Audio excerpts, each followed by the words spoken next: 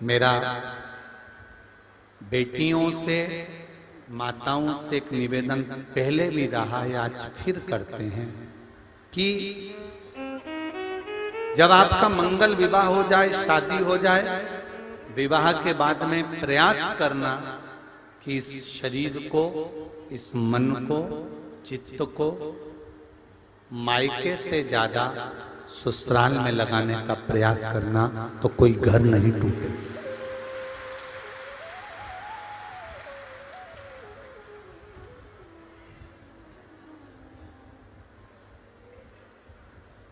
इस शरीर को थोड़ा और मन को, चित्त को थोड़ा सा मायके से ज्यादा घर में लगाने का, ससुराल में लगाने का प्रयास करें। हम मना नहीं करते, माता पिता जब तक जिंदा हैं तब तक बेटी को माता पिता के प्रति प्रेम रखना चाहिए। ऐसा नहीं है कि प्रेम खत्म करें, प्रेम पूर्ण रहे, पर आपका समर्पण ससुराल के प्रति ज्यादा।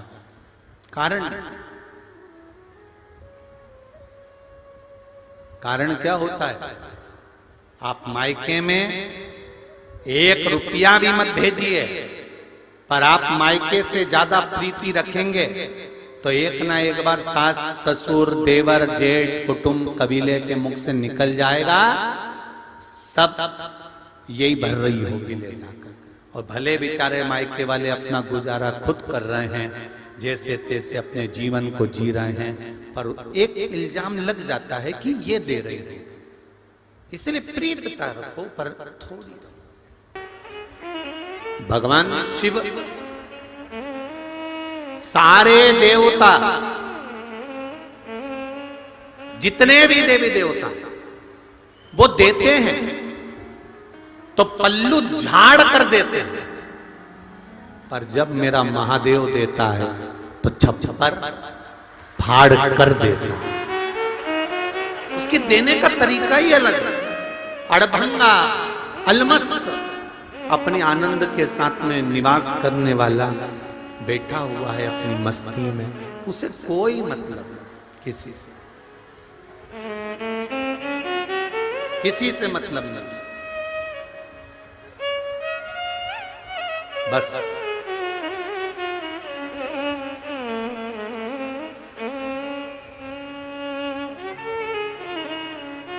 आपकी जो भक्ति है, आपका जो स्मरण है, आपका जो मंत्र जाप है, आपका जो नाम जाप है, उससे जो मिलता है, मेरा शिव इतना दे देता है कि आपको किसी के आगे हाथ फैलाना नहीं पड़ता। अभी सालासर जी में कथा थी तो एक बात कही थी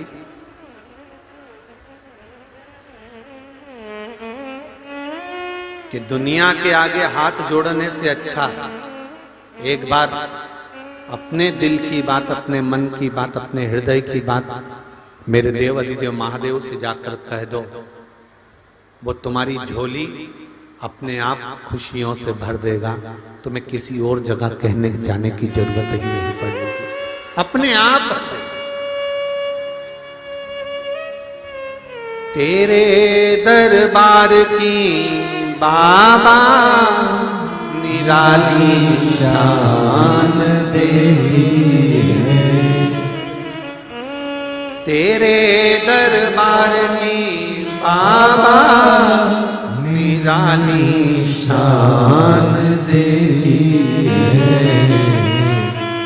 तुझे देते नहीं देखा, पर झोली भरी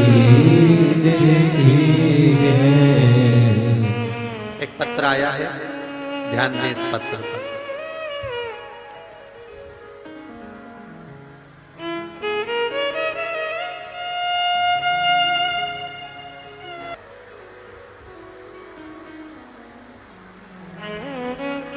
भरोसा सब पर करो, शिव महापुराण। भरोसा सब पर करो, पर शिव पुराण कहती है विश्वास केवल देवाधिदेव महादेव पर करो। विश्वास केवल देवाधिदेव महादेव।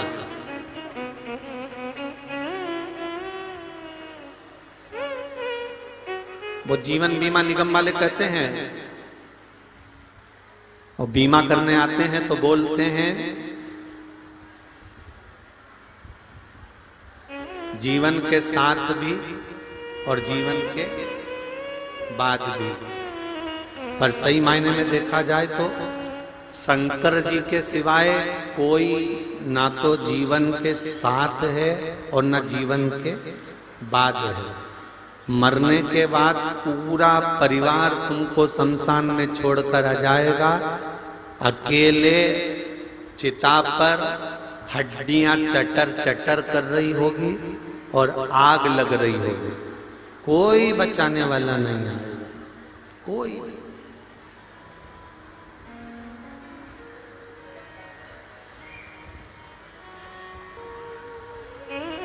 उस समय पर कोई नहीं आने। जैसे तुम्हारे जीवन के साथ में मेरा देव अधिदेव महादेव चल रहा है, तुम्हारे संपूर्ण जीवन के सुख दुख में देव अधिदेव महादेव चल रहा है, वैसे ही तुम्हारे मृत्यु के बाद भी मेरा देव अधिदेव महादेव तुम्हारे साथ में अंत बिंदु तक खड़ा हुआ है। अंत बिंदु।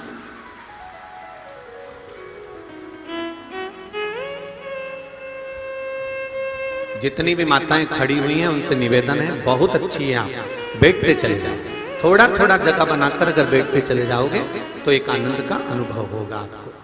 महाराज एक जीवन का आनंद यही है, जीवन के साथ भी है और जीवन के बाद भी, साथ में भी चल रहा है और बाद में भी चल रहा है। अंत समय प्रभु आना पड़ेगा, वचन दिया तो निभाना पड़ेगा। आए ना आए प्रभु कुटुंब कबीला, अंत समय प्रभु आना पड़ेगा। चाहे कोई आए ना आए, अंत समय तेरा आना। महाराज ब्रह्मा जी भगवान विष्णु के पास पहुंचे,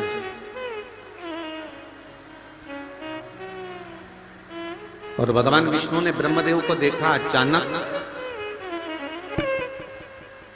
आज ब्रह्मा जी आए हैं, कारण क्या है? एकदम अचानक आज ब्रह्मा जी आ कैसे गए, क्यों आए? कहा महाराज ब्रह्मा जी कह रहे हैं मुझे ये मालूम है कि आप मेरे पिता हैं। भगवान विष्णु ब्रह्मा जी के पिता हैं, ये ब्रह्मा जी कह रहे हैं कि मुझे मालूम है, पर भगवान ब्रह्मा कह रहे हैं कि मुझे अपने पिता का नाम मालूम है कि आप मेरे पिता हैं, पर मुझे ये नहीं मालूम कि भगवान विष्णु के पिता कौन है। भगवान विष्णु के पिता हैं अर्थात ब्रह्मा जी के दादाजी कौन?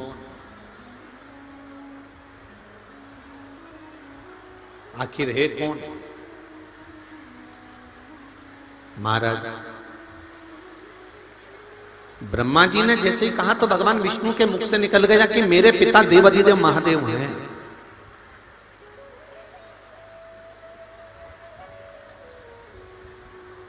मेरे पिता कोई दूसरे नहीं, देवाधिदेव महादेव मेरे पिता हैं।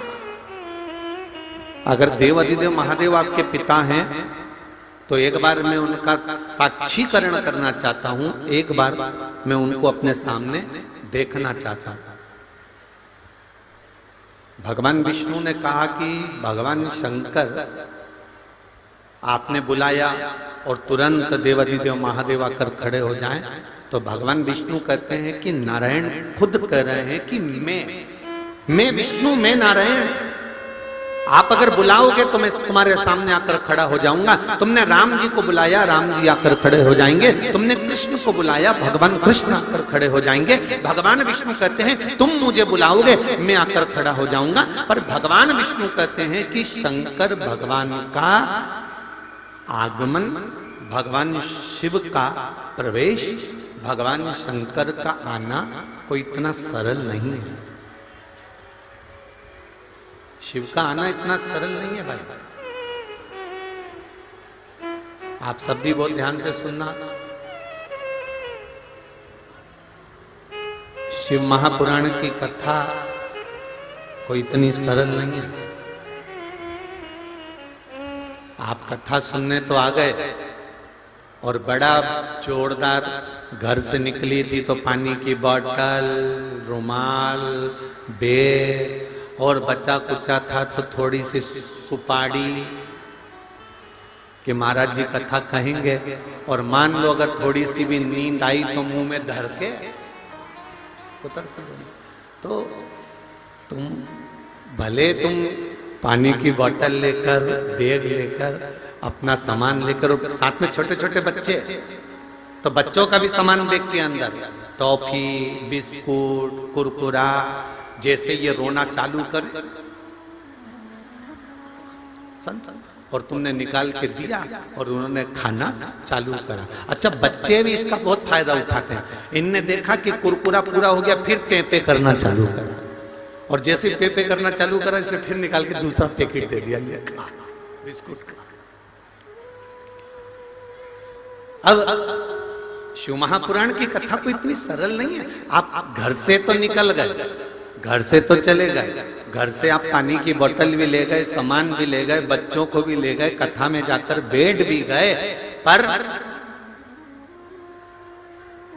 घर के जितने पितृ हैं, घर के जितने पूर्वज हैं, ये तर्पण शिव महापुराण की कथा चल रही है।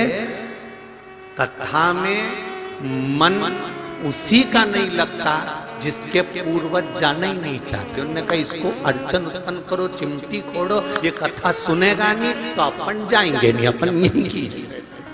तुम चले भले गए हो, कथा में पहुंच भी गए हो, पर मन चित्त वृत्ति ये लगाना बड़ा कठिन, बड़ा बहुत कठिन। आप पहुंच भले जाओ। कई बार ऐसा होता होगा आपके साथ में भी कि मंदिर तक चले जाते हो, भगवान को अगरबत्ती दिया सब लगा देते हो, लोटा भर के पानी चढ़ा भी देते हो, पर कई बार ऐसा फिर बाद में याद आता, ओ राम मैंने बेलपत्री तो उठा के लाई नहीं, बेलपत्री लेके आना था मेरे को, मैं बेलपत्री तो लाई नहीं। फिर तुरंत गई और बेलपत्री लेकर आई। फिर विचार करा कि मैंने जल चढ़ाया, थोड़ा सा जल उठा के ले आती, बेलपत्र उठा के ले आती। ये मन की अभिलाषा। भगवान विष्णु ने कहा कि मैं आ सकता हूं, राम जी आ सकते हैं, भगवान कृष्ण आ सकते हैं, भगवान ब्रह्मा आ सकते हैं। 33 कोटि देवी देवताओं का आप आवाहन करिए, 33 कोटि देवी देवताओं को बुलाइए, सारे देवता आपके सामने आ सकते हैं, पर केवल एक देव अधिदेव महा। अच्छा, और सरल भाषा में समझ लो रे भाई, तुम पूरे कॉलोनी में घूम के आओ, पूरे नगर में घूम के आओ, अशोक नगर में घूम के आओ, गुना में घूम के आओ, शिवपुरी घूम के आओ, ग्वालियर घूम के आओ, तुम्हारी मर्जी पड़े सीहोर घूम के आ जाए, तुम्हारा मन पड़े जहां जहां घूम के आओ। जिसके यहाँ भी जाओगे तो मालूम पड़ेगा इनके शरीर में पितर देवता आते, कोई कहेगा इनके शरीर में देवी जी आती, कोई कहेगा इनके शरीर में भेरू जी आता, कोई कहे इनके शरीर में ये आता। पर तुमने कभी सुना कि किसी के शरीर में महादेव आता? अरे बोलो तो जम के, सुना कहीं? नहीं। क्योंकि अगर उनके शरीर में आ गया और किसी ने धतूरा लाके धर दिया कि खा के बता, नहीं अभी तो कह रहा था कि मुझे महादेव आया, और महादेव आया तो किसी ने धतूरा लाके रख दिया, ले खा। और एक साथ 12-15 धतूरे, उसने कहा मेरे को महादेव आया, और इन्होंने लिया और 12-15 धतूरे लाके रख दिया कि खा। और मालूम पड़े एक ही धतूरा खाया ने चक्कर खाई ने नीचे गिर गया, सारा महादेव बाहर निकल गया। तो सब आ सकते हैं, पर महादेव जम के बोलो जरा, नहीं आ सकते, बहुत कठिन है। 33 कोटि देवी देवता का दर्शन हो सकता है, 33 कोटि देवी देवता तुम्हारे सामने प्रकट हो सकते हैं। तुमने थोड़ी सी आराधना करी, थोड़ी सी अर्चना करी, थोड़ी सी आराधना करी, थोड़ा सा भजन करा, थोड़ा सा कीर्तन करा, तो सारे देवी देवता तुम्हारे सामने आकर खड़े हो जाएंगे। पर देव अधिदेव महादेव इतनी जल्दी तुम्हारे सामने आकर खड़े नहीं होते। हाँ, शंकर जी से पूछा क्या तुम सामने नहीं आते? शिव जी कहते मैं सामने नहीं आता। तो फिर जगत का कल्याण कैसे करते हो? शंकर भगवान बोले जो दिल से हृदय से मुझे चाहता है और मुझ पर एक लोटा जल समर्पित करता है, शिव जी कहते हैं मुझे आने की जरूरत नहीं पड़ती, मैं गण भेज देता हूं और उसका कल्याण कर देता हूं, मुझे नहीं आना, मैं क्यों आऊं? किस लिए? महाराज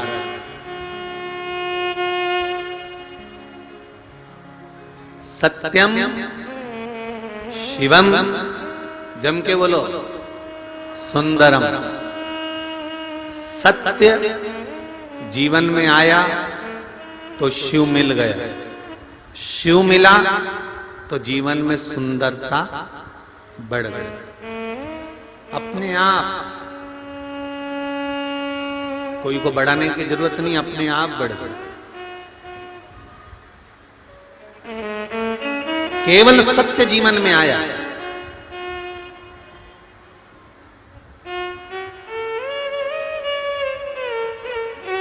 शिव कथा कह रहे हैं, ब्रह्मा जी ने कहा मुझे आपके पिताजी भगवान शंकर को देखना, मुझे शिव को देखना, देवाधिदेव महादेव को देखना। भगवान नारायण बोले ये तो हो नहीं सकता कि तुम्हें शिव का दर्शन हो जाए। हाँ, अगर भक्ति अगर प्रबल है तो हो सकता है कि दर्शन हो जाए, आता नहीं है, सम्मुख में कभी नहीं आता। जो जरा जरा सी बात में सामने खड़ा हो जाए वो श्रेष्ठता नहीं होती। बहुत ध्यान देना, आपने किसी की बेटी की शादी कराई, उसके यहां पर धन नहीं है, बेटी के यहां पर कुछ भी नहीं, कुछ भी नहीं। आपने शादी करा दी, बेटी अच्छी जगह ब्याह कर कर चली गई, और तुम बात बात में उसके पास जाकर बोलो मैंने तेरी बेटी की शादी कराई, मैंने तेरी बेटी की शादी कराई, तो जो कहता है ना मैंने तेरी बेटी की शादी कराई, उसका मान घट जाता है। हाँ, पीछे रहकर अगर बेटी के लिए कुछ कर दिया तो एक आनंद का विषय है, पर सामने आकर बार बार बोल दिया तो उसमें श्रेष्ठता नहीं है। सम्मुख में आकर अगर बोल दिया तो उसकी श्रेष्ठता खत्म।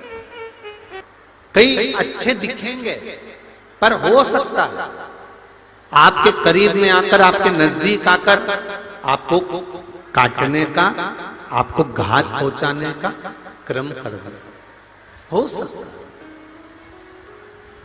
कारण शिव पुराण कहती है वो अच्छा है, उसका व्यवहार अच्छा है, उसका नेचर अच्छा है, सब कुछ ठीक है, पर जो पूर्व समय में लोमड़ी बना था, पूर्व समय में वो लोमड़ी बनकर उसने जो चालाकी कर कर कहीं ना कहीं किसी ना किसी रूप में घात पहुंचाया था, वो लोमड़ी का थोड़ा ना थोड़ा अंश हो सकता है उसके शरीर में रह गया, इसलिए वो आपको भी कहीं ना कहीं घात पहुंचा।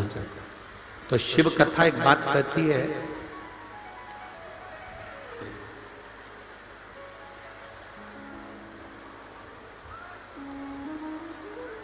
83,99,999 जन्म हम लेने के बाद में अंत में मनुष्य की देह में पहुंचते हैं,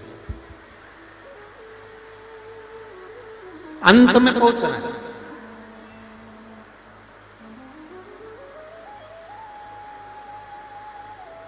देखिए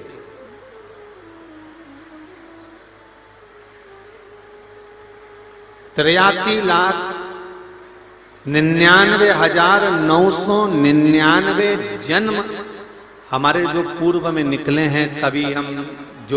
कभी श्वान, कभी पशु, कभी पक्षी, कभी जलचर, कभी थलचर, कभी वायुचर, जो भी हम बने पूर्व में जो हम बन चुके,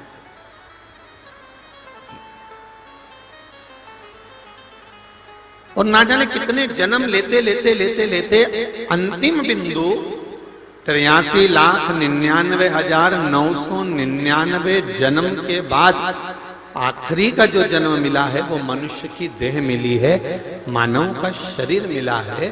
तो कई लोग कह देते हैं गुरुजी, इनको गुस्सा बहुत आता है। कोई कहता है गुरुजी जब देखो जब ये खाने दौड़ता है।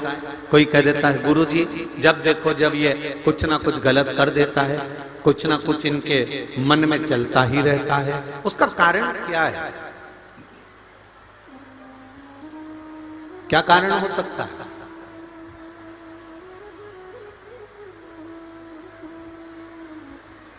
किस कारण से ऐसा हो सकता है? तो शिव महापुराण की कथा कहती है कि हींग की जो डब्बी होती है ना, जिसमें अपन हींग रखते हैं, उस हींग की डब्बी में जिसमें अपन ने हींग रखी, तुम किसी भी डब्बी में हींग को रखकर देखना और डब्बी को बाद में खूब धो लेना। अच्छे से धोने के बाद खूब साफ कर लेना, सरफ से, साबुन से, शैम्पू से, तुम्हारी मर्जी पड़े विम से उस डब्बी को खूब धो लो। और कितना भी धोने के बाद उस डब्बी को उठाना, धुलने के बाद जब सूख जाए फिर सूंघना। हींग की बदबू जाएगी क्या? जम के तो बोलो जरा। जितने लोग पीछे तक बैठे सब जम के बोलो, हींग की बदबू जाएगी? नहीं जाएगी। हींग की बदबू, हींग की खुशबू उस डब्बी में रहेगी, भले थोड़ी रहे, थोड़ी मात्रा में रहे, चाहे एक अंश रहे, पर हींग की खुशबू, हींग की बदबू उस डब्बी में रहती ही है। उसी तरह जो पूर्व में हम जन्म लेकर आए हैं, कभी हम श्वान बन गए, कुत्ता बन गए, कभी हम गधा बन गए, घोड़ा बन गए, कभी हम छिपकली बन गए, कभी हम शेर बन गए, कभी हम जो बनना हिरण, कभी लोमड़ी, हम जितने जन्म लेकर आए हैं उस जन्म की थोड़ी ना थोड़ी गंध इस शरीर में रहती जरूर है, ये निश्चित है। इसको कोई मिटा नहीं सकता, इसको कोई मिटा नहीं सकता। ये थोड़ा ना थोड़ा इस शरीर में, अगर कहीं ना कहीं मानव देह प्राप्त करने के बाद भी हम गलत काम कर रहे हैं, मानव देह प्राप्त करने के बाद भी हम गलत जगह पर जा रहे हैं, तो ये अंदाजा हमारे जीवन में रहना चाहिए कि वो हींग की डब्बी को कितना भी धो लो, कितना भी साफ कर लो, पर हींग की डब्बी में हींग की खुशबू आ ही जाती है। उसी तरह ये मनुष्य देह में पूर्व में जो हमारे जन्म हुए, कोई शेर बना था इसलिए आज भी जरा सी लड़ाई होती और शेर जैसा दहाड़ने लगता है। कोई चूहा बना था तो जरा सा विवाद हुआ और वो जाके अंदर छुप जाता है। कोई जरा जरा सी बात में तुम अच्छी जगह जाना चाहते हो पर तुम्हारी बुद्धि तुम्हें गलत जगह पर ले जा रही है, तो ये तुम नहीं जा रहे हो, ये तुम्हारी जो पूर्व समय की सुगंध रह गई है, पूर्व समय के जन्म का जो थोड़ा सा अंश रह गया है, वो अंश हमारे शरीर से हमें गलत जगह पर ले जाता है। तुम नहीं लेकर जा रहे हो, तुम तो बहुत अच्छे। अब बताओ जरा, कितना पानी गिरा, इतनी तेज जलवृष्टि हुई, और अशोक नगर के इतने भक्त जो कथा श्रवण कर रहे हैं, इनकी भाव देखिए, बरसते पानी में खड़े हुए हैं पर अपनी जगह छोड़कर निकलना नहीं चाहते।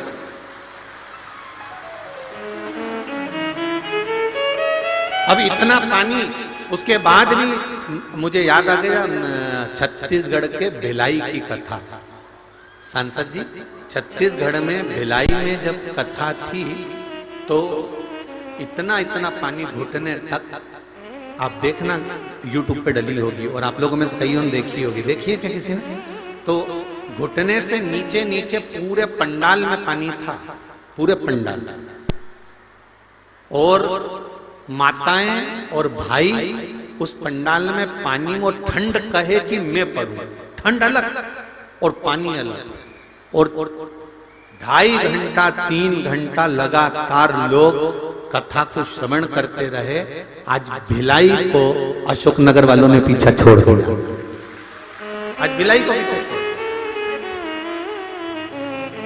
ऊपर से जल वृष्टि, नीचे से पानी, और हृदय से शिव महापुराण की तर्पण शिव कथा को श्रवण करना, ये आपकी अविरल भक्ति है, ये अविरल भक्ति। और यही मेरा देव अधिदेव महादेव, आप सभी लोग जो इतने हृदय से इस कथा को सुन रहे हो, ये मेरा विश्वास करता है कि मेरा देव अधिदेव महादेव जब यहां से जाओगे तो झोली भर कर भेजेगा, ये निश्चित है, निश्चित।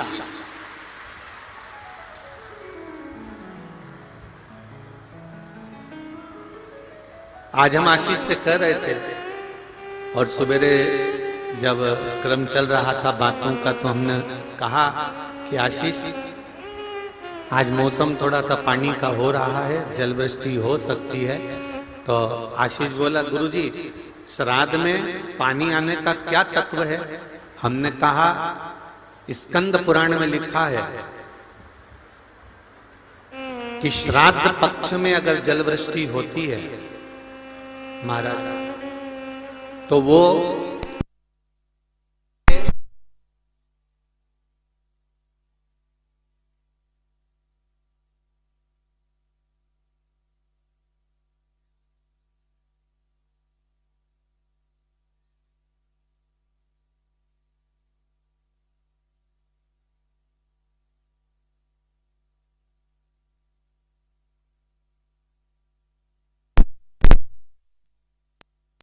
की कथा जो आप सुन रहे हो, आपके पूर्वज पांव धोकर आपको तरबतर कर कर धन और दौलत में विदा हो रहे हैं। यही बाबा की कृपा, ये कृपा है शिव की, ये उसकी उदाहरण। और आप भी बस दिल से उससे निवेदन करते रहो, भोला सब दुख काटू मारा, ओ भोला सब दुख काटू मारा, शिव शंकर जपूं तेरी माला,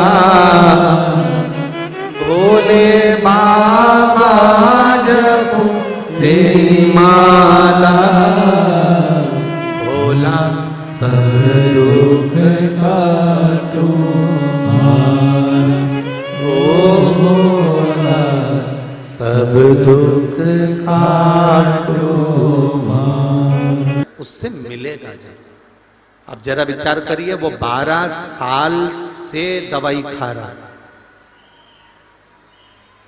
और डॉक्टर को हर बार दिखाने जा रहा है, उसमें लिखा है, और हर बार डॉक्टर कहता है ये ब्लॉकेज रहेगा, दवाइयां खाना पड़ेगी, दवाई खाओ। पर एक विश्वास मेरे शंभू का, एक विश्वास मेरे शंकर का, और एक विश्वास मेरे देवाधिदेव महादेव पर करा, तो वो 12 साल से चल रही गोली दवाई भी बाबा ने बंद करा दी। ये शिव कृपा है, ये उसकी उदारता। कहो आप दिल से, ऐसे ही मत जाओ शिव महापुराण की कथा में कि हमें टाइम पास करने जाना है। ऐसे ही नहीं जाओ शिव महापुराण की कथा में कि हमें भीड़ बढ़ाने जाना।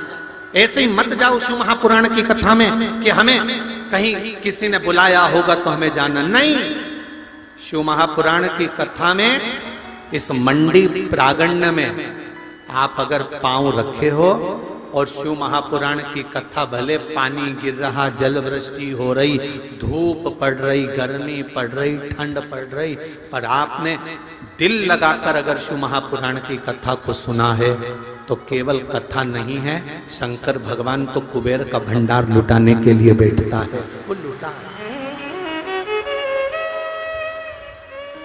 हो सकता है आप हृदय से सुने, उसको धारण करें, अपनी चित्त वृत्ति में उतारे। ब्रह्मदेव, भगवान शंकर का दर्शन नहीं हो सकता। ब्रह्मा जी ने कहा फिर शिव का दर्शन कैसे होगा? मैं जानना चाहता हूं आपके पिता कौन है। ब्रह्मा और भगवान विष्णु ने एक पर्वत को घुमाना प्रारंभ करा। पर्वत को घुमाते घुमाते एक आकृति अग्नि का एक खंभ प्रकट हो गया।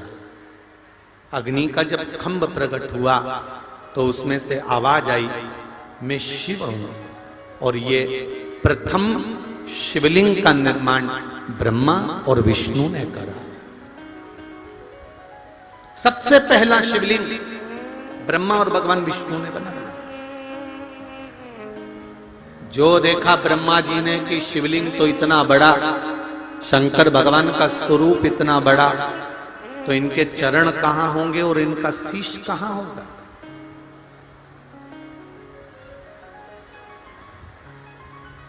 कहां चरण, कहां शीश?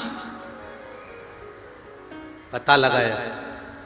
भगवान विष्णु से भगवान ब्रह्मा जी ने कहा, मेरा मन है कि मैं शंकर भगवान का शीश देखकर आऊं, इस शिवलिंग का आखिरी सिरा देखकर आना, और भगवान शंकर का चरण भी देखकर आना।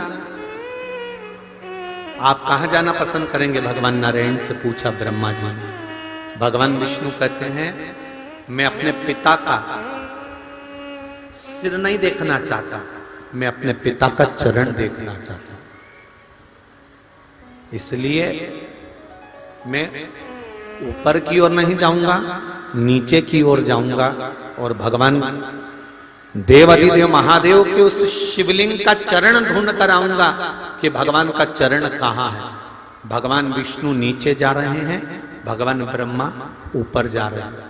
चलते चलते चलते चलते चलते चलते भगवान विष्णु जो नीचे गए थे उनको भगवान का चरण नहीं मिला, वो वापिस आकर खड़े हो गए। पर ब्रह्मा जी तो चढ़ते चले गए, और ऊपर और ऊपर और ऊपर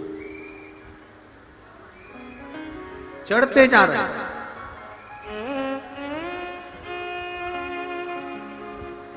बहुत ऊपर ब्रह्मा जी पहुंच गए, पर ब्रह्मा जी को भगवान शंकर के शिवलिंग का सिर नहीं मिला, सिरा नहीं मिला, आखिरी छोर नहीं मिला।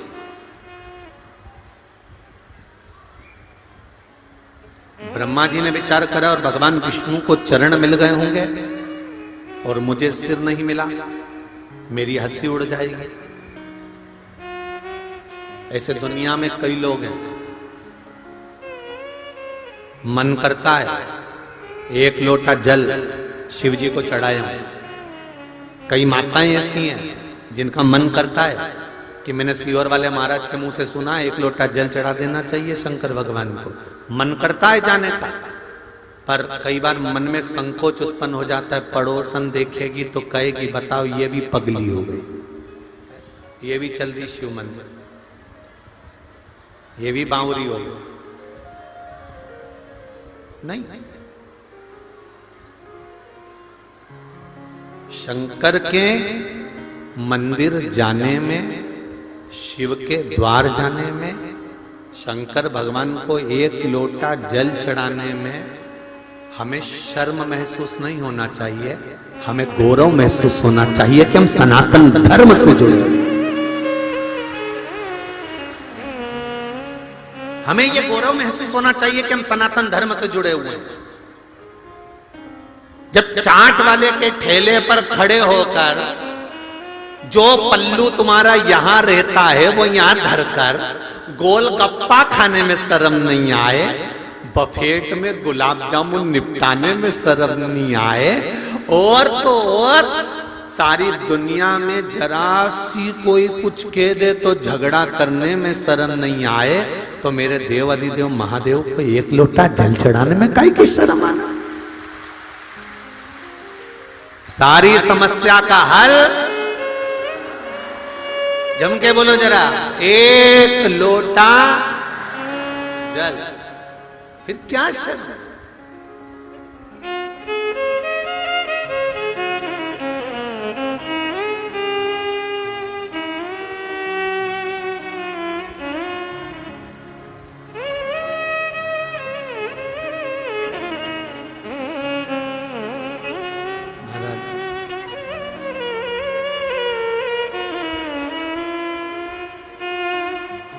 कहते हैं ना, भोले मेरे भोले रे, एक लोटा जल मेरा भूल नहीं जाना रे। महाराज, एक लोटा जल जो हमने शिव को समर्पित करा है, वो भले किसी भी भाव से करा, किसी भी भाव से, उसका फल मिलता जरूर है। आप में से कितने लोग हैं जो भगवान शंकर के मंदिर में एक लोटा जल चढ़ाने जाते हैं? जरा हाथ उठाओ। सब जाते हो? रखिए रखिए। हर हर, बहुत बढ़िया, जाना चाहिए। और बिना संकोच के, बिना शर्म के, बिना संकोच और बिना शर्म। और फिर कह रहे हैं, जिस मंदिर में कोई नहीं जाए उस मंदिर में तुम जाओ। ये मत इंतजार करना कि पंडित जी झाड़ू लगाएंगे कि पंडित जी मंदिर को साफ करेंगे। आप दिल से मंदिर में जाकर थोड़ी सफाई करना प्रारंभ कर दो। काम धंधा नहीं चल रहा, व्यापार नहीं चल रहा, नौकरी नहीं लग रही, तब तक मेरे देव अधिदेव महादेव की थोड़ी सी नौकरी बजाना चालू कर दो, वो तुम्हारा हाथ पकड़कर कहीं ना कहीं लगा ही देगा। अब करो उससे विनती,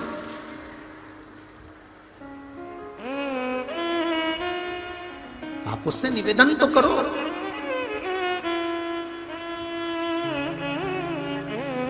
कोई एकांत में शंकर भगवान का मंदिर है जहां कोई नहीं जाता, वहां तुम जाना चालू कर। वैसे तो अब कहीं का मंदिर बच्चा नहीं होगा ऐसा कि जहां कोई नहीं जाता होगा।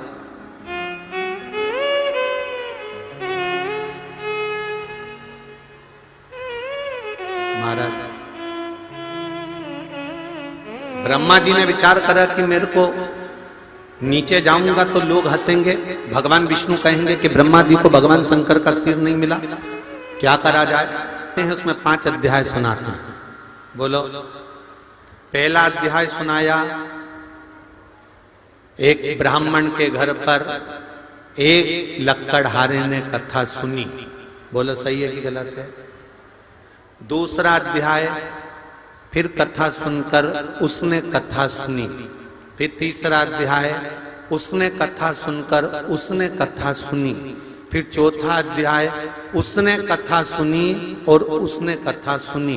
पर वो कथा थी कौन सी? जो सत्यनारायण जी की थी, जो सबने सुनी, पर आज तक वो 5 अध्याय में नहीं आई। तो वो कथा कौन सी थी?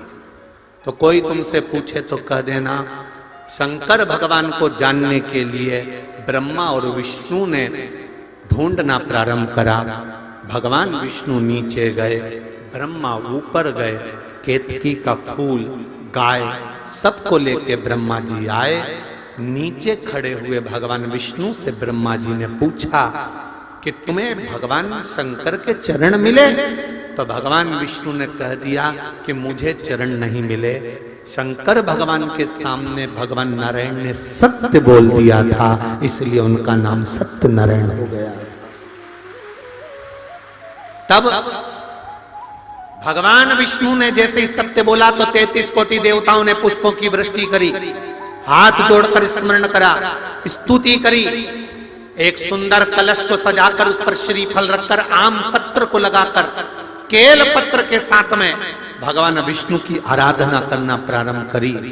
और भगवान विष्णु की जब आराधना करी तो यही आराधना जब करना प्रारंभ करे तब उनको कदली फल मेवा का भोग लगाया, क्योंकि तुमने सत्य बोला है। सत्य बोलने वाले की पूजन संसार में होती रही है, इसलिए भगवान नारायण की उस दिन से पूजन प्रारंभ हो गई। अब कोई तुमसे पूछे कि सत्यनारायण जी की कथा कौन सी थी, तो तुम बता देना कि कथा ये थी, और वो 5 अध्याय तो कथा के क्रम के। आपने जितनी बार भी सत्यनारायण जी की कथा सुनी होगी उसमें बताया होगा, उन्होंने कथा करवाई तो उन्होंने कथा करवाई तो उन्होंने कथा करवाई। वो कथा कौन सी थी? वो कथा ये। अब भगवान विष्णु ने ब्रह्मा जी से पूछा, आपको भगवान शंकर का सिर मिला? हाँ। आकाशवाणी हो गई शिवलिंग में से, ये ब्रह्मा झूठ बोल रहा है। दुनिया के सारे मंदिर में, दुनिया की सारी भूमि पर, दुनिया की सारी जगह पर जाकर झूठ बोलोगे चल जाएगा, पर शंकर भगवान के सामने झूठ बोलोगे तो जिंदगी नरक जैसी निकल जाएगी, पूरी जिंदगी। ये अदालत, ये पंचायत, ये पंच, ये तो सब बाद में बने। इससे पहले तो गांव के लोग निर्णय कराने के लिए शंकर जी के मंदिर लेके जाते थे। बोलो रे जितने बैठे हो पुराने, सबको मालूम होगा। जरा सा कोई काम बिगड़ा, चल शंकर जी के मंदिर में उठा गंगा जली और कह दे कि तूने ऐसा नहीं करा। ना पहले पंचायत होती थी, ना पहले अदालत होती थी, ना कोई निर्णायक मंडल होता था। केवल एक निर्णय होता था, शंकर जी के मंदिर में ले जाकर खड़ा कर देते थे और उठा गंगा जली और कह दे तूने ये नहीं करा। कारण क्या था? क्योंकि स्कंद पुराण, शिव पुराण, गर्ग संहिता, लिंग पुराण, नर्मदा पुराण, पद्म पुराण, सारी पुराण एक बात कहती है कि दुनिया में कहीं पर भी झूठ बोल लो, पर शंकर के द्वार पर झूठ मत बोलना। शिव के द्वार पर झूठ बोला तो जिंदगी नरक हो जाएगी। ब्रह्मा जी ने शंकर जी के सामने झूठ बोल दिया। और क्या झूठ बोला? कि मुझे शिव जी का सिर मिल गया। ब्रह्मा जी ने जैसे ही बोला तो शंकर भगवान ने कहा ब्रह्मा तुम झूठ बोल रहे हो।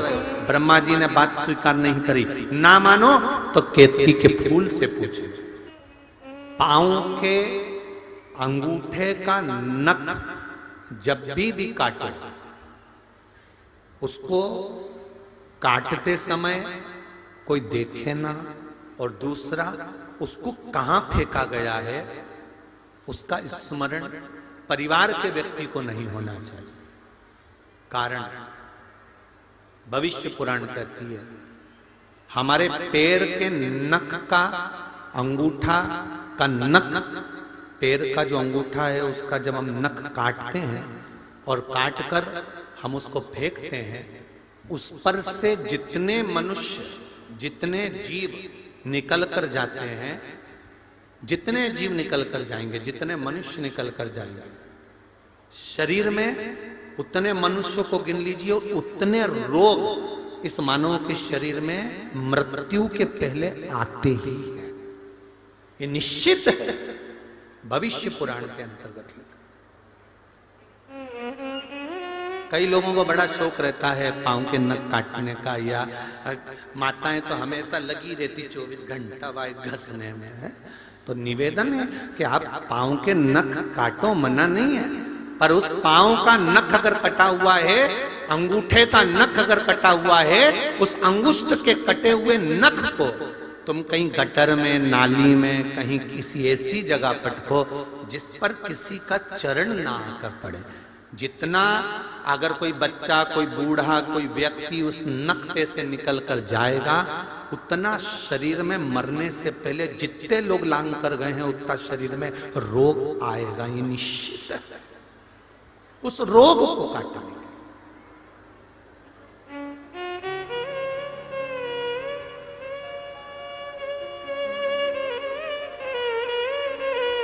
मरने से पहले, जन्म से लेकर मृत्यु तक व्यक्ति का शरीर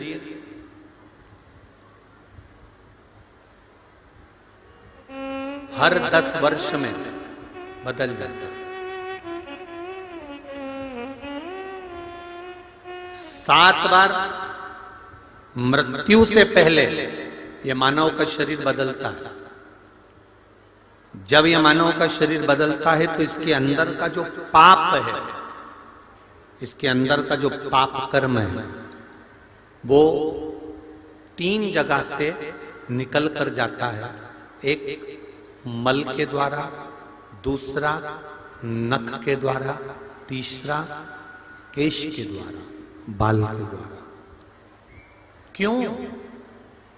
गया जी में तर्पण करने जाते हैं, पिंड देने के लिए जाते हैं, हरिद्वार में पिंड देने के लिए जाते हैं, ब्रह्म कपाली करने के लिए बद्रीनारायण जाते हैं, या घर में कोई चले जाता है तो कहा जाता है बाल देना पड़ेगा। आखिर कारण क्या है? इस केश में, इस बाल में ऐसा है क्या?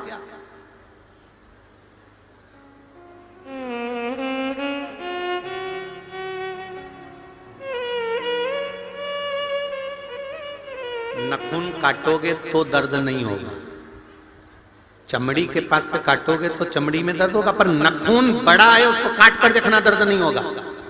बाल चमड़ी के पास से काटोगे तो दर्द होगा, पर बाल वैसे ही काटोगे तो दर्द नहीं होगा, क्योंकि पाप कृत्य में जो लिप्त होता है उसको जब नष्ट करा जाता है तो उसमें दर्द का भान नहीं होता, उसमें दर्द का कर्म नहीं।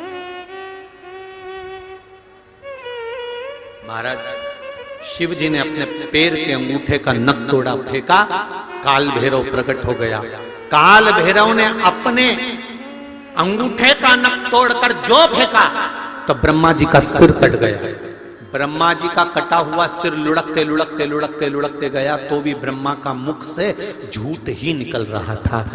बार बार ब्रह्मा जी कह रहे थे ये आकाशवाणी झूठी है, ब्रह्मा झूठ बोलते हुए जा रहे थे। ब्रह्मा जी के सिर कटने से जो रक्त निकला, रक्त से एक नदी प्रकट हो गई जिसका नाम कर्मनाशा है। कौन सी नदी है? कर्मनाशा। इलाहाबाद से काशी के बीच में, ये लखनऊ आदि के पास में से होती हुई कर्मनाशा नदी बहती है। यूपी गवर्नमेंट ने, उत्तर प्रदेश सरकार ने इस नदी के चारों तरफ बड़े बड़े बोर्ड लगा कर रखे हैं, ये कर्मनाशा नदी है, इसमें हाथ मत धोना, ये कर्मनाशा नदी है, इसमें नहाना नहीं। भारत की भूमि पर केवल एक नदी है कर्मनाशा जिसमें कुत्ता भी पानी नहीं पीता, कोई पक्षी अपनी चोंच नहीं डालता। केवल कर्मनाशा ऐसी नदी है जिसमें कोई जीव जाना नहीं चाहता, क्योंकि ये ब्रह्मा जी के रक्त से बनी है। अगर कोई भूल से भी कर्मनाशा नदी का पानी उसके शरीर पर पड़ जाता है तो जिंदगी में उसने जितना पुण्य करा होता है, जितने व्रत, उपवास, साधना, दान, पुण्य जितना करा होता है, केवल कर्मनाशा नदी का एक बूंद पानी शरीर पर पड़ने से वो सब नष्ट हो जाता है। कर्मनाशा ब्रह्मा जी के रक्त से बने।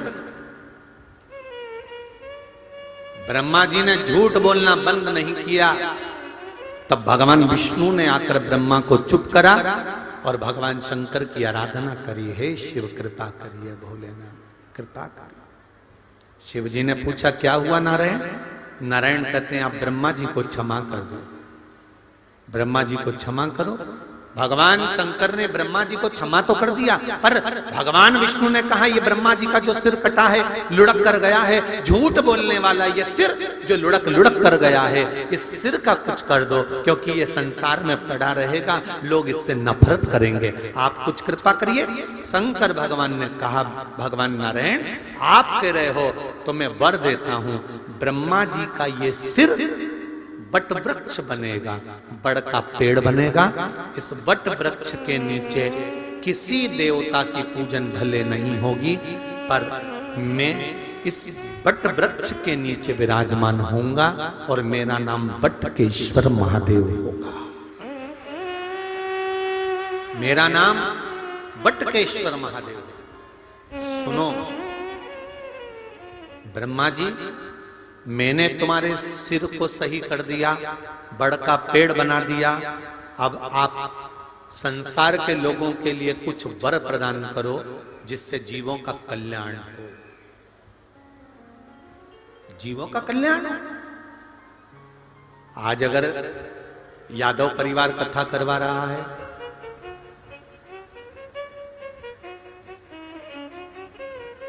डॉक्टर कृष्णपाल जी अगर कथा करवा रहे हैं सांसद महोदय, तो ये केवल एक व्यक्ति के लिए नहीं है, ये किसी एक के लिए शिव महापुराण की कथा नहीं है, संपूर्ण विश्व के कल्याण के लिए, संपूर्ण विश्व। महाराज भगवान शंकर ने कहा ब्रह्मा जी अब आप संसार के हित के लिए कुछ करिए। ब्रह्मा जी ने वर दिया, बट वृक्ष के नीचे जो अपने पूर्वजों के लिए पिंडदान, तर्पण आदि कर्म करेगा, उसके पूर्वजों का मृत्यु लोक में कोई अंश नहीं रहेगा और वो देवलोक में जाकर विराजमान हो जाएंगे। पितृलोक से उनकी मुक्ति हो जाएगी। पितृलोक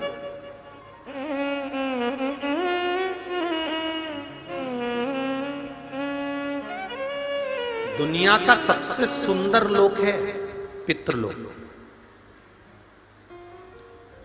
जितना बैकुंठ सुंदर है, जितना गौलोक धाम सुंदर है, उससे भी ज्यादा सुंदर है पितृलोक, जहां पर हमारे पूर्वज, हमारे पितृ रहते हैं। सबसे सुंदर।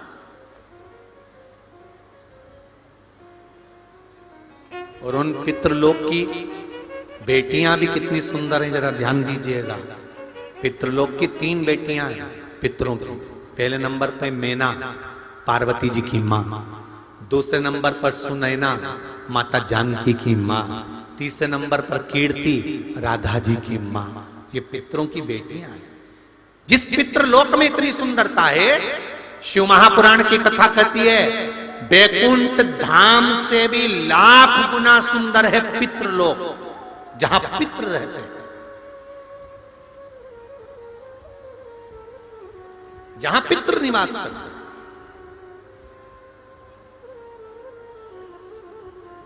बहुत सुंदर था पितृलोक। और पितरों के देवता आर्यमा, माता अदिति के पुत्र, वो भी बड़े सुंदर। काय पे बैठते हैं? कौवे पर। है ना, एक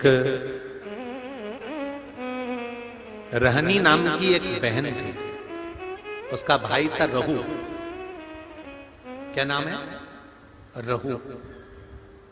इस कथा को सुनना।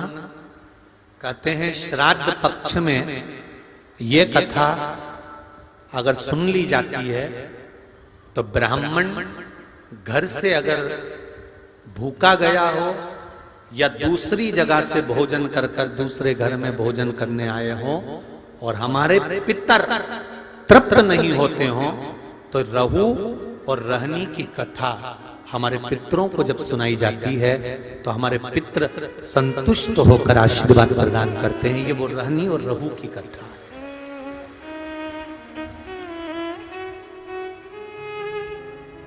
बहन का नाम है रहनी और भाई का नाम है रहू। बड़ी सुंदर कथा।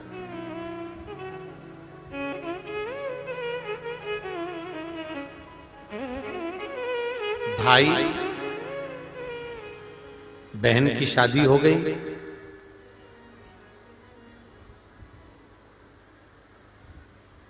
किसी कारणवश रहनी का पति चले गए, समाप्त हो गए। पर रहनी शिव भक्ति से दूर नहीं है। रहनी शंकर जी की आराधना में डूबी रहती है, शिव भक्ति में डूबी रहती। और होना चाहिए। महाराज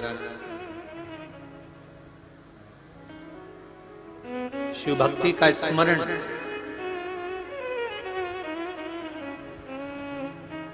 दुनिया का सबसे सुंदर पक्षी, वो तो राष्ट्रीय पक्षी मोर को बना दिया, नहीं तो दुनिया का सबसे सुंदर पक्षी अगर कुछ था तो कौवा था। दुनिया का सबसे सुंदर पक्षी, एकदम सफेद। बगुले और हंस भी उसको देखकर जलते थे, इतना सुंदर था कौवा। इतना मीठा बोलता था कौवा कि उसकी वाणी निकलती थी तो कोयल को भी ईर्ष्या होती थी। इतना इतना मीठा कौवा बोलता था वो। तो एक बार ब्रह्मा जी ने यज्ञ करा, गया जी, और उस यज्ञ को करने के लिए ब्रह्मदेव ने कहा, तुरंत कौवे को बुलाया, आर्यमा स्वामी को बुलाया कि मैं पितरों के उद्धार के लिए एक यज्ञ कर रहा हूं। आर्यमा स्वामी ने कहा बिल्कुल करिए, आपके वाहन कौवे की मुझे जरूरत है, ये लीजिए। कौवे को कहा जाओ ब्रह्मा जी ने आपको बुलाया। ब्रह्मा जी ने कहा, कौवे, बैकुंठ के पीछे वाले द्वार पर कहीं अमृत का कलश छुपा हुआ है, तू बड़ा विद्वान है, तू जा सकता है, अमृत ला सकता है, पर मेरा निवेदन है कौवे, तू अमृत को लेकर मत आना, तू केवल अमृत का पता लगा कर आना कि अमृत रखा कहां। कौवा उड़ते उड़ते गया, उड़ते उड़ते गया, कई दिन कौवे को अमृत ढूंढते ढूंढते हो गए, पर अमृत नहीं मिला। कौवा थक गया।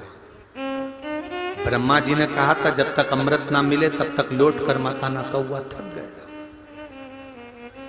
आर्यमा स्वामी से पूछा, स्वामी आप मेरे सेठ हैं, आप स्वामी हैं, आप बताओ अमृत कहां रखा है। आर्यमा स्वामी ने कहा, मुझे मालूम होता तो मैं अमृत तुझे पहले बता देता। कौवे से कहा तुम ढूंढो। कौवा एकदम सफेद मीठी वाणी बोलने वाला उड़ते उड़ते उड़ते उड़ते सारे लोकों में घूम कर आ गया। मृत्यु लोक में आया, शिव की आराधना करी। आप बताओ अमृत कहां रखा है। शंकर जी ने इशारा कर दिया, तुम कैलाश के पीछे जाओ, और उस कैलाश के पीछे उत्तराखंड का जो आनंद है वहां देव शिखर है। कभी आप नेट पे सर्च करना, मोबाइल पर निकालना, उत्तराखंड की भूमि पर देव शिखर नाम आता है, देव शिखर, जहां पर अमृत का कलश रखा हुआ था। कौवा उड़ते उड़ते गया, कलश को देख लिया, थक गया, बहुत भूख लग रही थी, बहुत प्यास लग रही थी।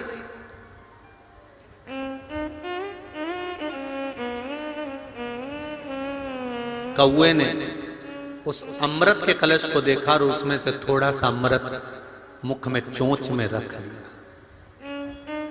चोंच में रखा, आया, ब्रह्मा जी से कहा, प्रभु अमृत वहां रखा हुआ है। ब्रह्मा जी गए, अमृत का कलश लेकर आए। जैसे ही अमृत के कलश में से अमृत निकालकर ब्रह्मा जी गयासुर की छाती पर मलने लगे यज्ञ करने के लिए, इतनी देर में कौवे ने कह दिया, ये अमृत को तो मैंने झूठा कर दिया। ब्रह्मा जी को क्रोध आ गया। क्रोध आते से ही ब्रह्मदेव ने कहा, रे कौवे, तेरी बुद्धि काली है, जा मैं तुझे श्राप देता हूं कि तेरा स्वरूप गोरे से काला हो जाए, और तूने अमृत को झूठा करा है, इसलिए मैं श्राप देता हूं कि तेरी वाणी कर्कश हो जाए, तेरी वाणी बेकार हो जाए। दुनिया का सबसे सुंदर पक्षी था कौवा, दुनिया का सबसे मीठा बोलने वाला पक्षी था कौवा, जिस पर पितरों के देवता आर्यमा बैठते थे, और पितरों के देव आर्यमा बैठकर अपने अपने पूर्वजों को उनके द्वार तक 16 श्राद्ध में पहुंचाते थे। 16 श्राद्ध।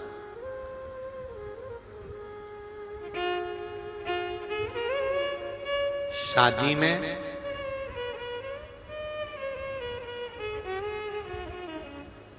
जब मंडप बनता है, आम के पत्ते, जामुन के पत्ते, बांस लगाकर जब मंडप बनाया जाता है, उस मंडप में जो मानक खंभ लगता है, उस मानक खंभ के अंदर जो चिड़िया लगती है,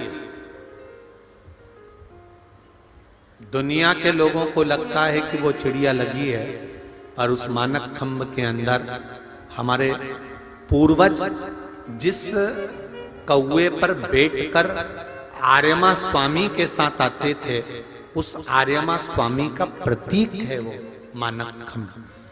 इसलिए आज भी विवाह में मंडप होता है तो सबसे पहले पूर्वजों के नाम की ही, वहां पितरों के नाम की ही धूप का स्मरण होता है। अब यहाँ पर होता है कि नहीं होता वो नहीं मालूम, पर हमारे यहाँ आज भी उधर मालवा क्षेत्र में जब मंडप होता है तो मंडप में धूप दिलाई जाती है या मंडप की पूजन होती है, तो पूर्वजों के नाम से, पितरों के नाम से पत्थर रखकर, लिया रखकर उसकी पूजन कर कर फिर स्मरण करा जाता है पूर्वजों का, पितरों का।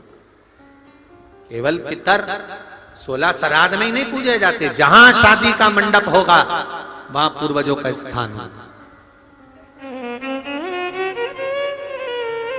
वहां पूर्वजों का स्थान। आर्यमा कौए को श्राप दे दिया। सबसे सुंदर लोक है पितृलोक, बहुत सुंदर। पितर कभी भी उस पितृलोक से जाना नहीं चाहता। भगवान विष्णु बैकुंठ धाम में सबसे कम रहते हैं और सबसे ज्यादा भगवान विष्णु पितृलोक में रहते हैं। तुम्हारे जैसे ही हैं भगवान नारायण भी, कम है क्या? आपके रिश्तेदार अगर मिलने के लिए आए तो आप घर पे मिलोगे कि दुकान पे मिलोगे? अरे बोलो तो जम के। वो तो पत्नी फोन लगा के बोलेगी कि काका जी आए हैं, तब तुम दुकान छोड़ के आओगे।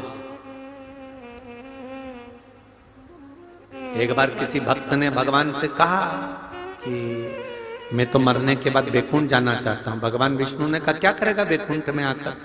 कि लो प्रभु, हम तो आपके चक्कर में बैकुंठ आ रहे हैं और आप कह रहे हो कि बैकुंठ आकर क्या करोगे? दुनिया के लोग कहते हैं हमें बैकुंठ जाना है, हमें बैकुंठ जाना है, हमें बैकुंठ जाना है, पर भगवान सूरदास जी अपने पद में लिखते हैं कहा कराऊं मैं बैकुंठ के जा। मुझे बैकुंठ नहीं जाना, मैं बैकुंठ जाके क्या करूंगा? तो किसी ने पूछा बैकुंठ क्यों नहीं जाना चाहते? सूरदास जी लिखते हैं बैकुंठ में जाकर मुझे करना क्या है? क्योंकि अगर मैं बैकुंठ जाऊंगा तो वहां पर एसी का रूम मिलेगा, डनलप के गद्दे मिलेंगे, सोना चांदी के कटोरे मिलेंगे, खाने के लिए 56 भोग मिलेगा, सब कुछ मिलेगा। लक्ष्मी जी भी बैकुंठ में मिलेगी, पर जिसके चक्कर में मैं बैकुंठ जा रहा हूं वो मुझे नहीं मिलेगा। सब कुछ मिल सकता, भगवान विष्णु बैकुंठ में नहीं मिलेंगे। किसी ने पूछा भगवान विष्णु से आप बैकुंठ में नहीं रहते? भगवान बोले नहीं नहीं नहीं, मैं बैकुंठ में नहीं रहता, बस रात्रि को सोने आता हूं, बाकी के समय कहां रहते हो? तो कहा मैं पितृलोक में रहता हूं। पितृलोक में क्यों? तो भगवान विष्णु कहते हैं जब संसार के मनुष्य, पृथ्वी पर रहने वाला मानव जब भगवान की कथा सुनता है तो मैं जो कथा सुनने के लिए पंडाल में जाकर बैठता है, भगवान विष्णु कहते हैं उनके घर के पितरों के कंधे पर मैं हाथ रखकर कथा सुनता हूं, इसलिए मैं पितृलोक में रहता हूं।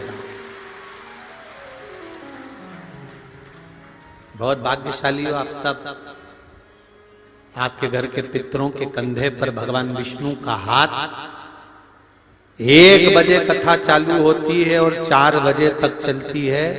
1 बजे से 4 बजे तक पितृलोक में भगवान विष्णु हम सब के पितरों के कंधे पर हाथ रखकर बैठते हैं कि तुम्हारे बच्चे शिव महापुराण की कथा करवा रहे हैं, तुम्हारे बच्चे शिव महापुराण की कथा करवा रहे हैं, तुम्हारे बच्चे भजन गा रहे हैं, तुम्हारे बच्चे पुण्य कर रहे हैं, तुम्हारे बच्चे सत्कर्म कर रहे हैं। ये हमारे घर के पितरों के कंधे पर भगवान विष्णु का हस्त कमल होता है। 3 घंटे आप कथा में रहते हो तो 3 घंटे मेरे नारायण आपके पितरों के कंधे पर हाथ रखकर आपको आशीर्वाद देते हैं। आशीर्वाद, पितृ बड़े खुश होते हैं, बहुत खुश। एक कथा, जब गणेश जी महाराज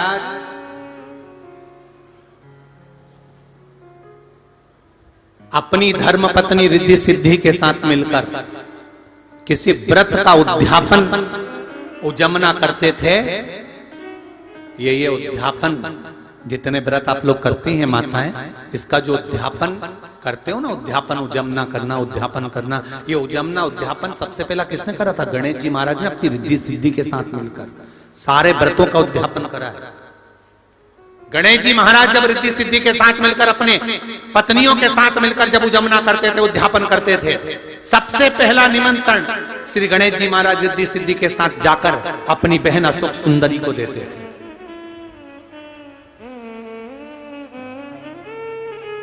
अशोक सुंदरी से जाकर कहते थे, और अशोक सुंदरी से एक बात जरूर कहते थे, बहन तू आए चाहे ना, पर तेरे बच्चे बेटा और बेटी को भेज देना। अब अशोक सुंदरी के बच्चे कितने थे? 100 तो लड़कियां थी।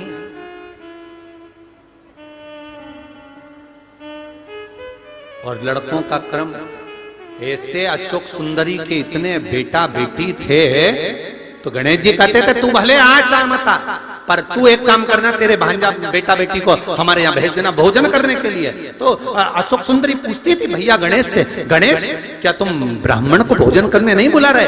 हमने ब्राह्मण को निमंत्रण दिया है, अगर मान लो 10 ब्राह्मण को बुलाया, एक ब्राह्मण के यहाँ कोई काम अटक गया, जो ब्राह्मण हमारे यहाँ भोजन करने नहीं आया वो भूखा अपने घर पे रह गया, हमारा निमंत्रण हमने दिया, उसने स्वीकार कर लिया, उसके बाद भी नहीं आ पाया तो उसका दोष हमको लगेगा। अगर वो भूखा रहेगा तो उस दोष को मिटाने के लिए अगर भांजा भांजी घर में कर लेते हैं तो हजारों ब्राह्मण के भोजन का फल मिल जाता है। गणेश जी महाराज अपनी बहन अशोक सुंदरी के बच्चों को निमंत्रण दे देते। आज रहनी और रहू की कथा। आज रहनी अपने मायके से ज्यादा प्रीतता नहीं रखती, भाई रहू का बड़ा प्रेम था भाभी घर में। अब श्राद्ध पक्ष का समय आया, रहू ने अपनी पत्नी से कहा कि पिताजी को गए हुए समय हो गया, माता को गए समय हो गया, दादा दादी को गए समय हो गया, मैं गया का पिंड करने के लिए जा रहा हूं।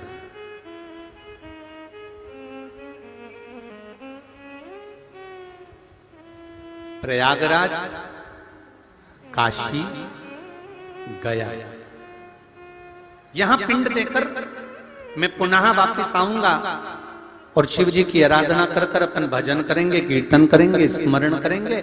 तुम एक काम करना, अपनी धर्म पत्नी से रहू कहता है कि किसी ब्राह्मण को बुलाकर मैं जहां जहां पिंड दान करने के लिए जाऊं, आप दादा दादी के श्राद्ध में, माता पिता के श्राद्ध में किसी ब्राह्मण को बुलाकर भोजन करा दें। किसी ब्राह्मण को बुलाइएगा, भोजन कराइएगा। जब ये सुना तो धर्मपत्नी ने कहा सुनो स्वामी, ब्राह्मण को भोजन करने बुलाऊं और ब्राह्मण अपने घर में ना आए, उसका एक कारण था।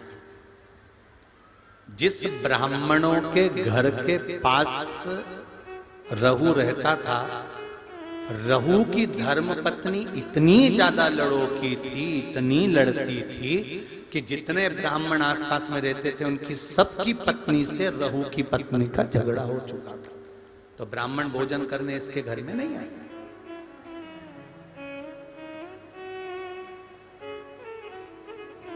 रहू की पत्नी ने कहा मैं ब्राह्मणों को बुलाऊं और वो नहीं आए तो रहू ने जाते जाते कह दिया एक काम करो, मेरी बहन और मेरे भांजा भांजी को भोजन करने के लिए बुला।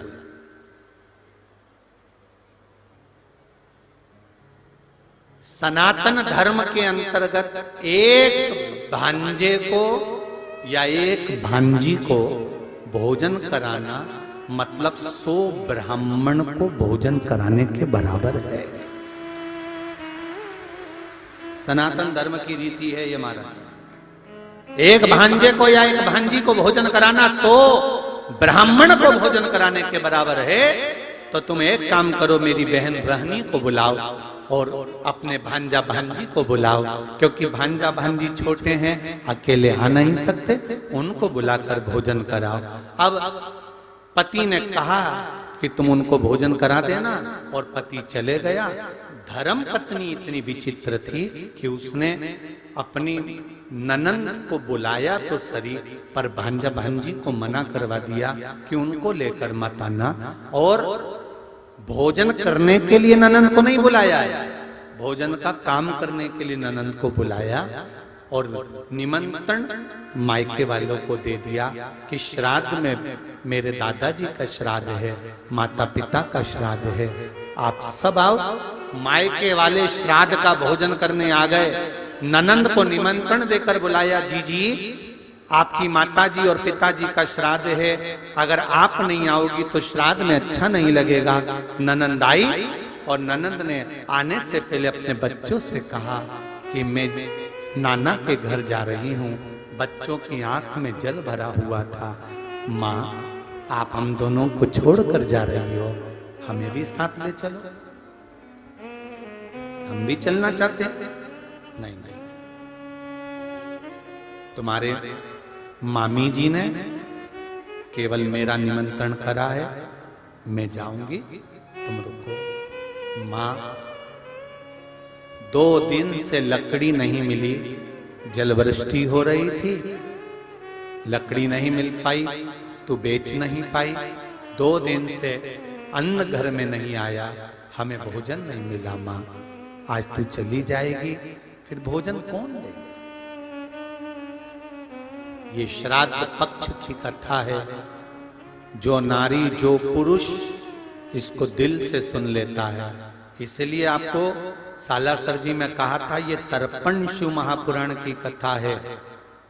जितने भी भारत भूमि के देश और विदेश में बैठकर लोग इस कथा को सुन रहे हैं, 7 दिन प्रतिदिन नूतन तर्पण शिव महापुराण की कथा को सुनो और अपने पूर्वजों को आपने तर्पण करा ना करा, पिंड दिया ना दिया, ब्राह्मण भोज कराया ना कराया, 1 बजे से 4 बजे तक अगर शिव महापुराण की कथा दिल से सुन ली तो पूर्वजों को सब प्राप्त हो जाएगा और उनकी मुक्ति। सुनो, बेटा बेटी कह रहे हैं, मां 2 दिन से भोजन नहीं मिला है, मां हम बहुत भूखे हैं। मां कहती है, तेरे नाना और नानी का श्राद्ध है, मैं जा रही हूं, मैं मामी से कहूंगी कि बच्चे भूखे हैं तो भोजन दे देगी मामी। इसको नहीं मालूम था कि ननंद को केवल काम करने के लिए बुलाया। रहनी गई, घर में पहुंची, बहुत मेला लगा हुआ था मायके का। खुश हो गई रहनी, आज मेरे माता पिता का श्राद्ध हो रहा है और इतने मेहमान आए। जब माता पिता के श्राद्ध में 10 ब्राह्मण, 20 ब्राह्मण, 25 ब्राह्मण भोजन करते हैं तो दुनिया की कोई ऐसी ननंद नहीं होगी जिसके चेहरे पर प्रसन्नता ना हो कि मेरे मायके में इतने लोग भोजन करते हैं, मुझे गर्व महसूस होता है, मुझे गर्व महसूस होता है, इतने लोग भोजन करते हैं मेरे मायके में। मेरे जब दादाजी का श्राद्ध होता है, हमारे यहाँ सारे ब्राह्मण आते हैं, इतने लोगों को बुलाया जाता है, इतने रिश्तेदार आते हैं, ननंद खुश होती है, आंख में जल नहीं भरता ननंद को। रहनी की आंख में खुशियों के अश्रु आ गए। मेरे माता पिता कितने भाग्यशाली हैं। जो जैसा होता है उसके मरने के बाद भोजन भी वैसा ही होता है। जो मरा उसके हृदय में खुशियां रहती है ना कि इसको भी भोजन कराओ, इसको भी भोजन कराओ, इसको भी भोजन कराओ, इसको भी भोजन कराओ।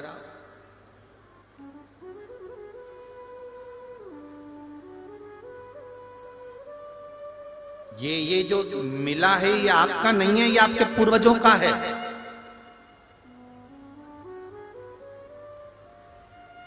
हम आदरणीय सांसद महोदय जी से भी कहे कल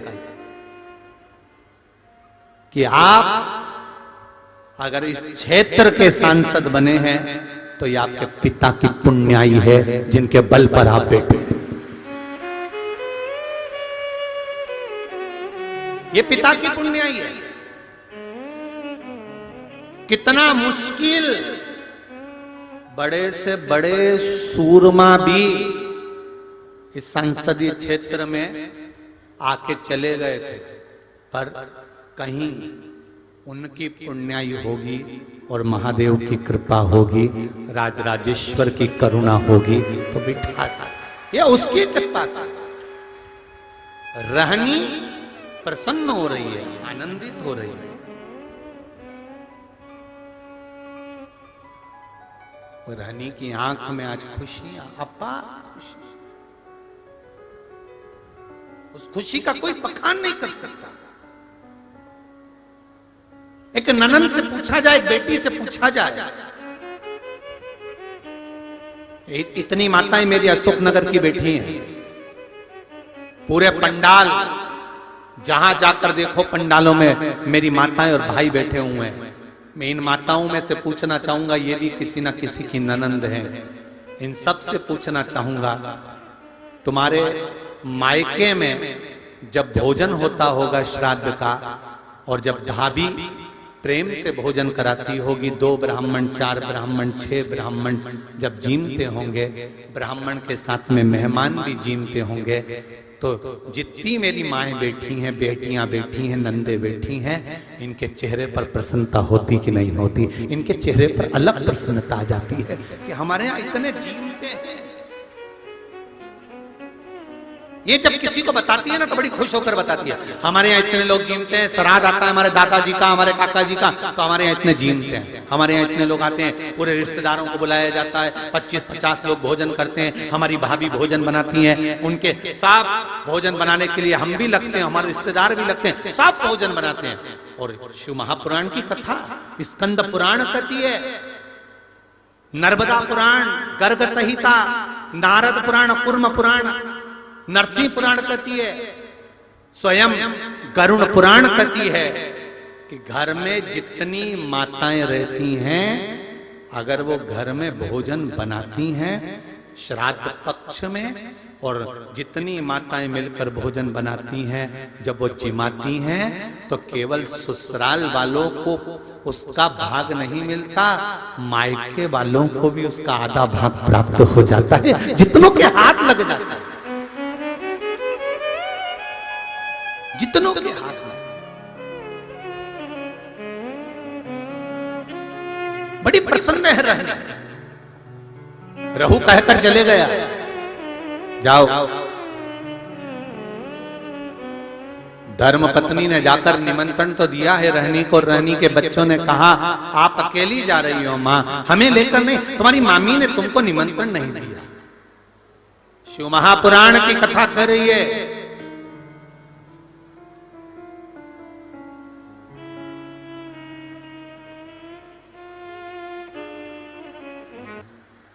रहनी जिसका पति नहीं है, घर में 2 बच्चे हैं, छोटे हैं, बहुत छोटे, और ये रहनी और रहू ये दोनों बहन भाई हैं।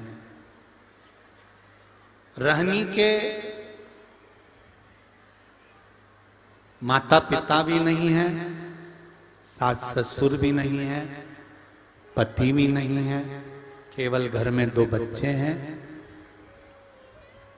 लकड़ी संविदा तोड़ कर लाती है और उसको बेचकर देकर थोड़ा सा चना इकट्ठा कर कर अपने बच्चों का पेट भर देती है।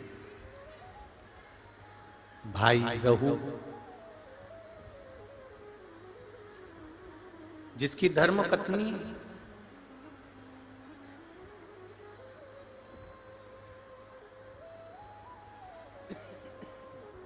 थोड़ी प्रीतता ससुराल में कम थी। एक बात का थोड़ा स्मरण रहे अपने जीवन में, भगवान से प्रार्थना करे, बाबा आपकी कृपा से तर्पण शिव महापुराण की कथा अपने पूर्वजों के कल्याण के लिए श्रवण कर रही हूं। सभी पूर्वजों का उद्धार हो ऐसी कृपा बनाकर रखिएगा। देवाधिदेव महादेव शिव महापुराण के मूल मंत्र का जाप आप सभी अपनी जगह पर बैठकर बड़े आनंद के साथ करेंगे। श्री शिवाय नमस्तुभ्यं, श्री शिवाय नमस्तुभ्यं, श्री शिवाय नमस्तुभ्यं, श्री शिवाय नमस्तुभ्यं, श्री नमस्तु भोला सब दुख काटो मारा, ओ भोला सब दुख काटो मारा। शिव शंकर जपो तेरी माला, भोले बाबा जपो तेरी माला, भोला सब दुख काटो मारा, ओ भोला सब दुख काटो मारा। भगवान शिव की कथा कर रहे हैं। एक जैसे बैग के अंदर स्कूल जाते समय अपने बैग में एक कॉपी होती है जिसको हम रफ कॉपी बोलते हैं, जिसको रफ कॉपी बोला जाता है। और उस कॉपी में सारे सब्जेक्ट, उस कॉपी के अंदर सारे सब्जेक्ट लिख दिए जाते हैं। चाहे आप गणित लिख लो, चाहे हिंदी लिख लो, चाहे अंग्रेजी लिख लो, चाहे संस्कृत लिख लो, तुम्हारी मर्जी पड़े उस कॉपी में जो लिखना हो, क्योंकि उसका नाम ही रफ कॉपी। शिव महापुराण की कथा कहती है उस रफ कॉपी के अंदर सब लिखा जा सकता है, सब समाया जा सकता है, सब सब्जेक्टों का भार तत्व उस कॉपी के अंदर रहता है। शिव कथा कहती है उसी तरह परिवार में, घर के अंदर एक व्यक्ति ऐसा होता है जिसके ऊपर पूरे परिवार का भार होता है, पूरे परिवार का। शिव कथा कहती है, पर कभी मन में ये भाव प्रकट नहीं होना चाहिए कि मैं पूरे घर को चला रहा हूं, मैं पूरे परिवार को चला रहा हूं, या मैं इस कार्य को कर रहा हूं, या उस कार्य को मैंने करा है। ये मन में ये बात आना ही नहीं, मन में ये भाव प्रकट होना ही नहीं चाहिए। महाराज,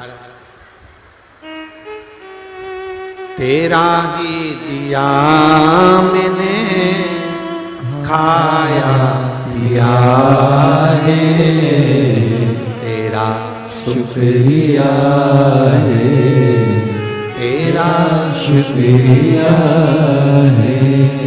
ये जायदाद दी है, औलाद दी है, मुसीबत में हर वक्त इमदाद दी है, तेरा ही दिया मैंने खाया पिया है, तेरा शुक्रिया है, तेरा शुक्रिया है। जिस व्यक्ति के मन में यह भाव प्रकट हो जाता है कि दुकान में चला रहा हूं, घर में चला रहा हूं, परिवार में चला रहा हूं, रिश्ते में चला रहा हूं, नाते में चला रहा हूं, या मैं पूरे परिवार को मैं लेकर चल रहा हूं, अगर मैं नहीं होता तो ये कुछ भी नहीं होता। ये मन का भ्रम निकाल दिया जाए। भगवान कृष्ण भी गीता में वर्णन करते हैं महाराज, भगवान कृष्ण भी कहते हैं गीता जी में, अर्जुन तू कह रहा है कि ये सामने खड़े हुए भीष्म पितामह, सामने खड़े हुए ये कौरव, ये गुरु द्रोणाचार्य, ये सामने खड़े हुए दुर्योधन, भीष्म पितामह, ये सब मेरे अपने हैं। तो भगवान कृष्ण कहते हैं अर्जुन मैं मानता हूं कि ये सब तेरे, पर अर्जुन ये भ्रम निकाल दे कि ये मेरे हैं। अगर तूने शस्त्र नहीं चलाया, तूने कोई धनुष उठाकर एक बाण भी नहीं चलाया, तो अर्जुन ये अंदाजा लगा कर रखना कि ये तू नहीं चलाएगा तो ये चलाकर तुझे नष्ट कर देंगे। ये चलाकर तुझे नष्ट कर सकता है। इसलिए है अर्जुन, मैं और मेरे का भेद निकाल दे। जैसे युद्ध के मैदान में सब एक दूसरे के लिए खड़े हुए हैं, उसी तरह शिव महापुराण की कथा कहती है, परिवार हो, कुटुंब हो, नाते हो, रिश्ते हो, और ये संपूर्ण जितना हमारा भरा पूरा परिवार है, इस परिवार में मैं का जो संबोधन है कि मैं कर रहा हूं, या मैंने करा है, या मैं कर रहा हूं, इस संबोधन को निकाल देना चाहिए। इस संबोधन को निकाल दो। एक बड़ा सुंदर संवाद,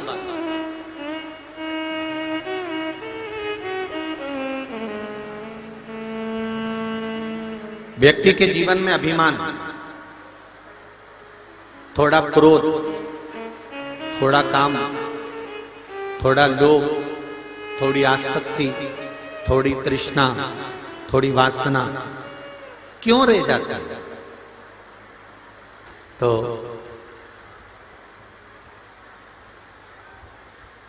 एक विचार अपने मन में लाइए कि सबका नेचर, सबका स्वभाव अलग अलग हुआ करता है। किसी को क्रोध आ जाता है, किसी को गुस्सा, किसी को लोभ, किसी को आसक्ति, किसी को तृष्णा, किसी को वासना, कोई किसी को घाटा पहुंचाना चाहता है, कोई किसी को कुछ कहना चाहता है। ये कारण क्या होता है? इसका कारण क्या है? क्या हो सकता है इसका? शिव महापुराण की कथा कहती है कि 84 लाख योनियां काटते काटते काटते काटते तब अंत में मनुष्य की देह मिलती है। शंभो शरणे पड़ी मांगू घड़ी दुख काटो दया करी न दर्शन दया करी न दर्शन। भगवान देवाधिदेव महादेव जो नित्य प्रति करुणा करने वाले हैं, उदारता करने वाले हैं, ऐसे भगवान शिव की अनुपम कथा का रसास्वादन करने का सौभाग्य आप और हमको मिला।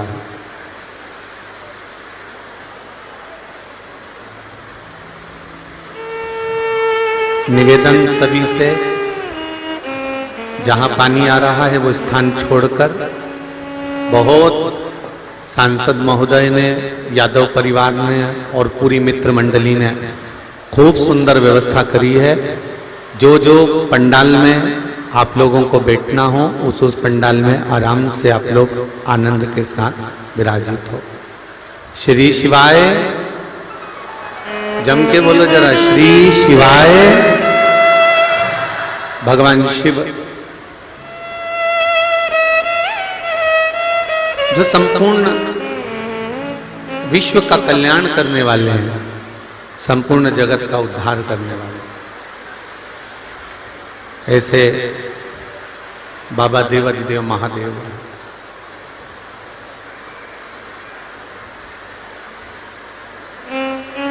जिनकी उदारता, जिनकी करुणा, कृपा संपूर्ण ब्रह्मांड का कल्याण करने वाली है। महाराज, मैंने तेरे ही भरोसे से, ओ बाबा तेरे ही भरोसे, हवा बिच उड़ती जाएंगे, बाबा डोर हथों छठी नाम कटी जाएंगी। शंभू में तेरी वतन, ओ बाबा मैं तेरी वतन, हवा बिच उड़ती जाएंगी, बाबा डोर हथों छठी नाम कटी जाएंगी। तेरे डमरू की धुन सुन के मैं काशी भगवान शिव की कथा कर रहे हैं। तर्पण शिव महापुराण में एक सुंदर संवाद आता है। महाराज शिव कथा कहती है, जब अच्छा खाओगे तो शरीर में भी अच्छा रहेगा। शिव महापुराण की कथा कहती है, अच्छा खाने पर शरीर में भी अच्छा रहेगा। उसी तरह शिव पुराण की कथा कहती है कि अच्छा स्मरण करने पर, अच्छा भजन करने पर, अच्छा कीर्तन करने पर, अच्छा मंत्र स्मरण करने पर भी ये शरीर के अंतर्गत इस आत्मा को परमात्मा से मिलाने का कार्य करता है।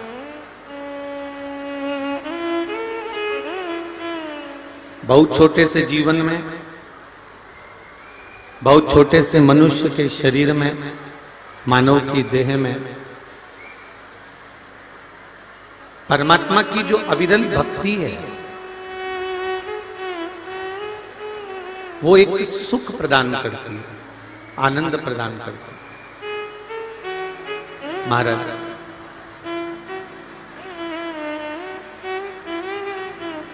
और वो भक्ति